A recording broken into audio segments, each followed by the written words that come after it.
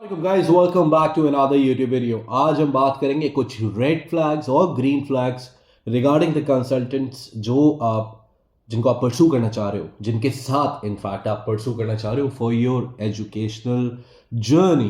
ठीक है, तो कौन सी ऐसी चीज़ें हैं जिनका आपने ख्याल रखना है और आपने अवॉइड करना है उन कंसल्टेंट्स को। देखो, मैं ये नहीं बोलता कि सारे कंसल्टेंट जो होते हैं वो फ्रॉड होते हैं, सारे कंसल्टेंट्स आपको इन दी एंड, बट जो स्टोरीज मुझ तक पहुंचती हैं, ठीक है, और मुझ तक क्या, ज़्यादातर लोगों तक जो पहुंचती हैं कि जो कमिट किया वो डिलीवर नहीं कर पाए। ठीक है, तो आपने बेसिकली उन कंसल्टेंट से बचना है और कुछ आज हम उन टॉपिक्स पे बात करेंगे कि कौन से सवालात आपको करने चाहिए उन कंसल्टेंट के साथ जिनके साथ आप परसू करना चाह रहे हो। आप लोग जानते हैं कि मेरी ऑलरेडी, मैं भी कंसल्टेंसी प्रोवाइड करता हूँ।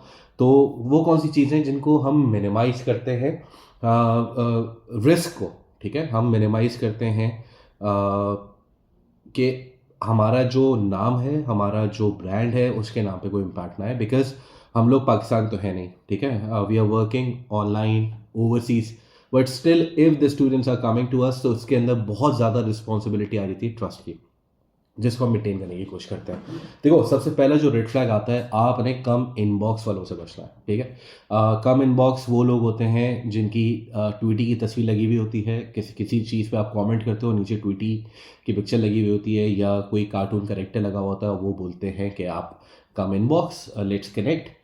आप उनके पास जाते हो और बेशक वो बहुत ही कम चार्ज कर रहे होते हैं या जितने भी पैसे चार्ज कर रहे होते हैं, और वो फिर उनकी जब आपको आइडेंटिटी ही नहीं पता तो आप कैसे करोगे। तो इसमें सबसे मेजर पोर्शन जो मैं कवर करना चाह रहा हूँ, दैट इज़ फॉर कि रियल आइडेंटिटी होनी चाहिए, शक्ल होनी चाहिए अगले बंदे की, कि जिसके थ्रू आप काम कर रहे हैं उसकी आइडेंटिटी आपके पास हो। ठीक है, क्योंकि अगला अगर खुदा न खासा कोई प्रॉब्लम होता है तो आप जब किसी को मैसेजेस पहुंचाएं तो वो बेहतर है कि उन तक ये मैसेज पहुंचे कि देखें ये कमेंट हुआ था और ये किया, ये नहीं किया गया।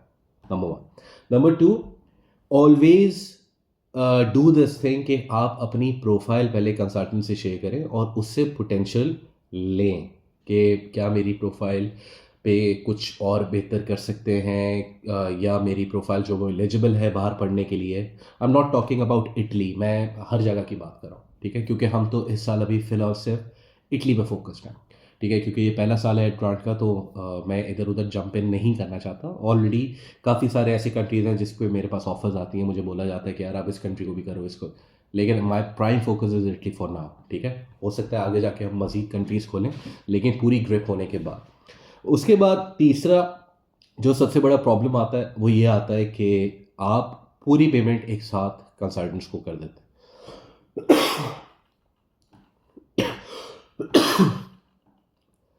आपने पूरी पेमेंट एक साथ नहीं करनी, आपने ट्रांचेस में हमेशा पे करनी है। क्योंकि इसमें होता ही है कि जैसे आप ट्रांचेस में पे करते हैं तो एक ट्रस्ट फैक्टर आपका आता रहता है। कोई पहली चीज़, अगर एडमिशन आपकी कमिट हुई है, अगर आपने एडमिशन के पैसे दिए तो मेक श्योर कि आपका एडमिशन हो जाए। ठीक है, अगर आपने फिर एनरोलमेंट की है या स्कॉलरशिप दी है, मतलब ऑफर कर रहा है अगला कंसल्टेंट, तो आपने मेक श्योर करना है कि वो सर्विसेज जब ऑफर वो करे तो ही आप उसको पैसे दें।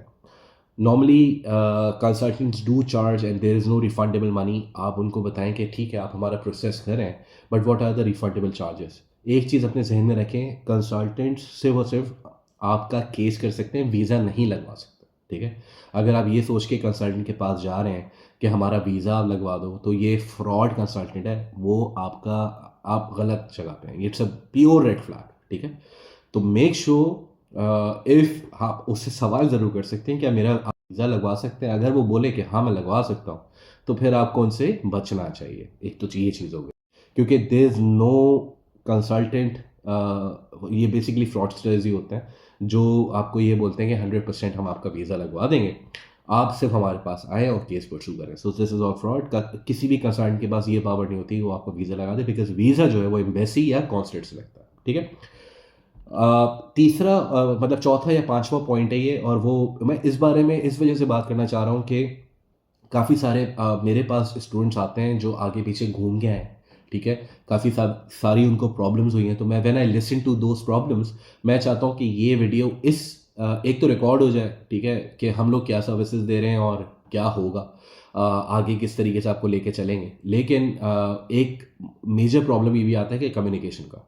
हम लोग तो एट टाइम्स हमारा जब थोड़ा सा ट्रस्ट फैक्टर बढ़ जाता है तो हम तो even user ID and password भी शेयर कर देते हैं कस्टमर से कि ये लें यार आपका यूज़र आईडी एंड पासवर्ड, जाके देख लें कहाँ कहाँ एडमिशन अप्लाई किए हैं, कहाँ कहाँ से रिजेक्शन आई हैं। ठीक है, this is how transparent our system is.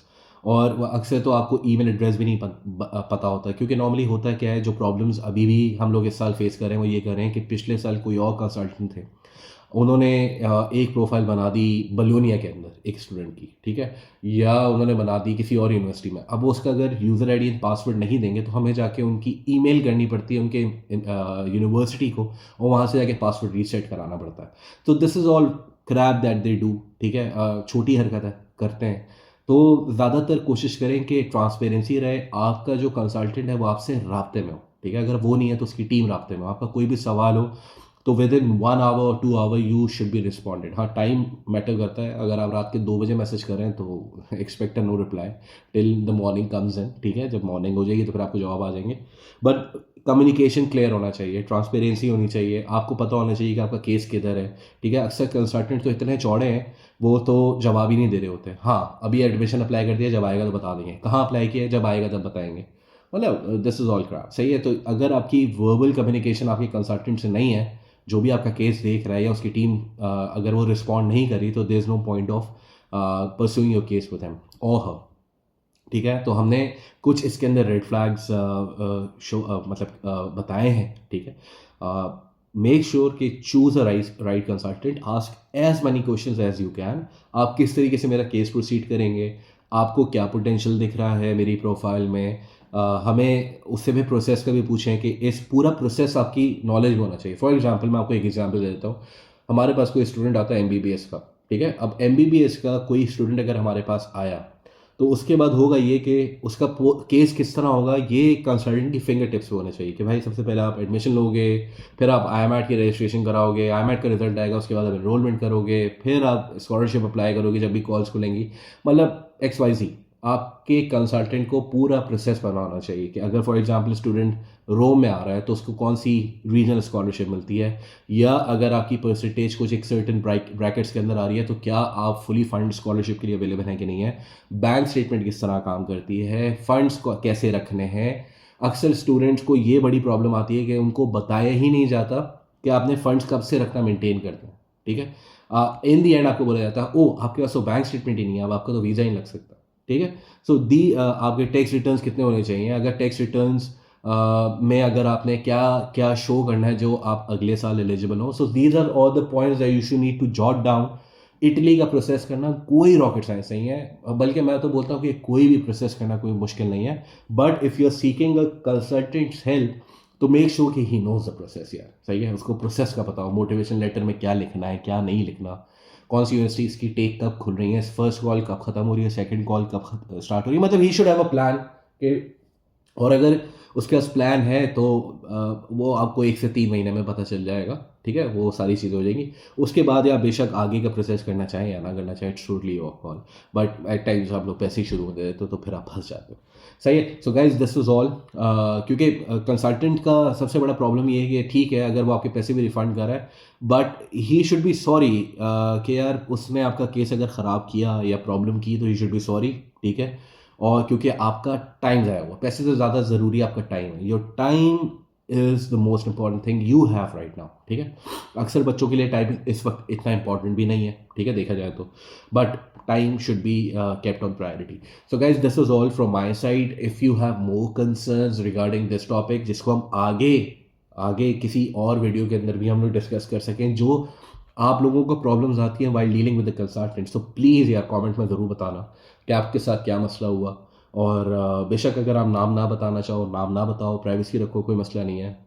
दोनों भंड दोनों तरफ से भी हो सकते हैं ना, आपकी तरफ से भी हो सकता है, उसकी तरफ से भी हो सकता है। तो if you are naming someone तो make sure you have all the proofs कि भाई ये हुआ था, मैंने ये दिया था, ये हुआ। अक्सर हमारे डिफरेंट ग्रुप्स में ये पता चलता है कि यार हमारा वीज़ा रिजेक्ट हो गया, कंसल्टेंट ने वीज़ा रिजेक्ट करा दिया। भाई क्यों करा दिया, क्या वजह हुई? तो वजह ये थी कि उसने हमें बताया नहीं कि बैंक स्टेटमेंट मेंटेन करनी है। तो मतलब if the consultant doesn't know कि उसको बैंक स्टेटमेंट कब से मेंटेन करवानी है अपने स्टूडेंट की, तो there is no point in pursuing your case with them. तो बस अपना ख्याल रखें और दुआ में याद रखें, and I hope to see you soon. Take care. चाओ।